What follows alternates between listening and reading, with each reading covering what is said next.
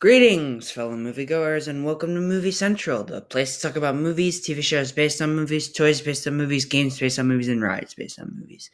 I'm your host, Mr. CCS, and this is my pet gorilla, George. Ladies and gents, let's talk about the terrifying, the deadly, the amazing Spider-Man! In regards to cinema, Spider-Man is far from rare. But there was a time when that was not the case. As a matter of fact, the first ever Spider-Man movie took 10 years to make. When it finally released back in 2002, it broke new ground for comic book films at the time. This, of course, meant it warranted a sequel and even a third film, which to this day still receives online hate. Well, that would have been the end of that trilogy. A new one would soon follow with The Amazing Spider-Man, released in 2012, which received mixed reviews but still made a lot of money. That being said, its follow-up would receive more hate than the third film of the original franchise, and tried to do so much at once. This would mark the end of Sony's live-action Spider-Man franchises, as a deal with Marvel was struck up. While Sony was still receiving the money, it was Marvel who was running the show. But that wasn't the end of Sony's relationship with the webhead. In 2018, alongside a highly anticipated film about one of Spider-Man's most iconic villains, Venom, who had not been seen on the silver screen since 2007, would come the first ever animated film based on a superhero released in theaters since Batman Mask of the Phantasm. The Incredibles is not based on a comic book. Based on a 2010 video game and the 2011 comic book series, the movie would not only receive high critical praise, winning the Academy Award for Best Animated Feature, but would also make a lot of money at the box office, being a return to form for Sony and their comic book productions. But what are my thoughts on this risky animated film? We're going to find out today. This is Spider-Man Into the Spider-Verse. If you thought Peter Parker was the one and only Spider-Man, you'd be really wrong. As teenager Miles Morales, voiced by Shameik Moore, gets bitten by a radioactive spider and is set with the destiny of becoming the second Spider-Man. However, when a violent accident occurs at a laboratory, a rift in the multiverse is formed, leading to a washed-up version of Peter Parker, voiced by Jake Johnson, a superheroine version of Gwen Stacy, voiced by Haley Steinfeld, a noir version of Peter Parker, voiced by Nicolas Cage, a futuristic descendant of Spider-Man named Penny Parker and her robots, voiced by Kimiko Glenn, and, the strangest of all, a pig version of Peter Parker, voiced by John Mulaney, being released into the main universe. With the help of the other Spider-Man and women, Spider-People, it's up to Miles to live up to his potential and defeat the violent gangster known as the Kingpin, voiced by Liev Schreiber. So, as I said before, the plot to this movie was inspired by a 2010 video game known as Spider-Man Shattered Dimensions, in which 4 different versions of Spider-Man work together to take out the dastardly Mysterio. This game was then adapted into a 2011 comic book series simply known as Spider-Verse, in which several versions of Spider-Man team up in order to take out vampires. For the third adaptation of the story, we pretty much get a combined version of the two. But it works so well.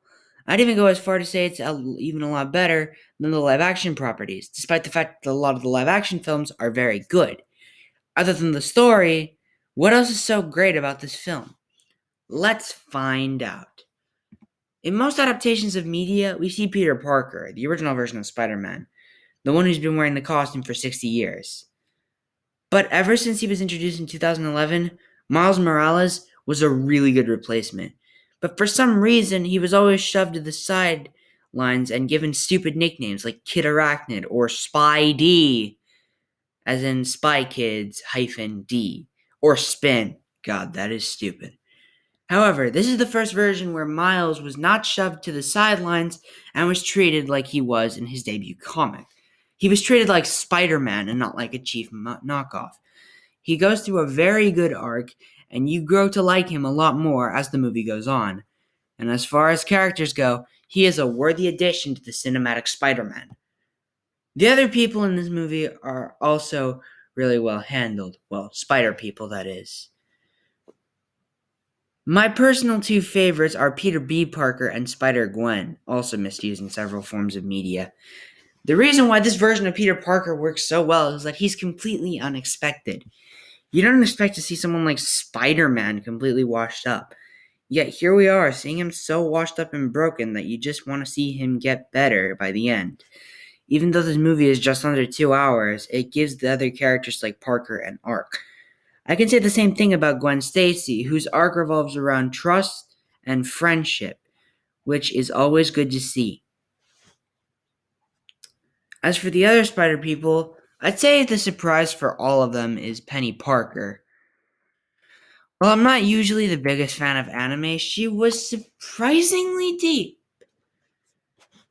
Another big surprise for me was Nicolas Cage voicing Peter Parker in the noir timeline. It's funny seeing someone as weird as Nick Cage portraying a character that is so over the top deep.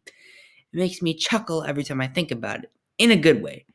Then, of course, we have the lovable, scene-stealing Peter Porker, aka Spider-Ham. While this character does seem jokey based on his concept, he is surprisingly hilarious and on par with the comedy of several Looney Tunes characters.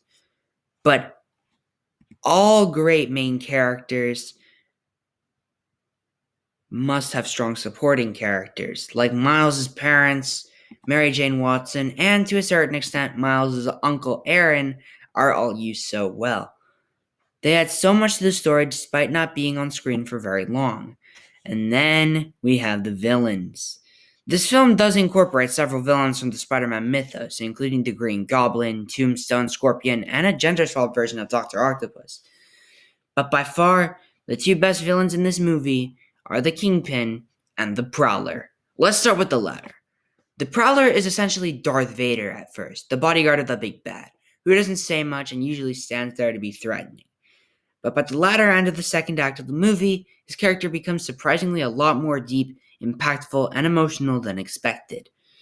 I won't spoil it, but let's just say it's going to be a shocker.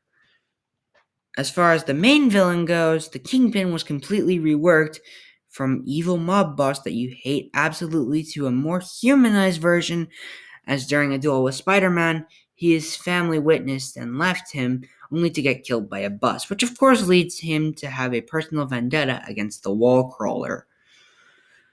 That is surprisingly deep and a very smart way of reinventing a comic book villain, and in no way destroys the source material that the film is based on. Overall, the characters are handled extremely well and are very respectful towards their comic book inspirations. And I can say the same thing about the animation. A unique style was completely invented for this, and I'm happy to say that this style is one of the best looking animation styles I have ever seen. And it's multiple styles used at once, which is super impressive. As a matter of fact, this film, despite being nearly 4 years old at the time of this video's release, looks so much better than a lot of more modern animated films. It's also nice to note that a familiar style will be brought to the sequel, which comes out next year, with a few changes to keep it fresh. Because let's be real, repetition doesn't save you. As for the music, it takes a more hip-hop tone, which is not my preferred tone. But in regards with this movie, I was able to live with it, as it added a lot to the story. It's also important to note that a lot of pop songs were utilized, but they add a lot to the story in my opinion, and help the scenes move forward. I give major props to Daniel Pemberton and other songwriters who helped work on this song within the film, which, while not classic, were fun to listen to. Overall, this is not only the best Spider-Man film of all time, the best Sony animated film of all time, one of the best animated films of all time, and one of the current best movies of all time. Spider-Man Into the Spider-Verse essentially broke all the rules of an animated film and still came out on top. If you're a fan of the character at all or want to get into comic books, take your time and check it out. This movie earns the 10 out of 10 it deserves. Well, that's it for this review.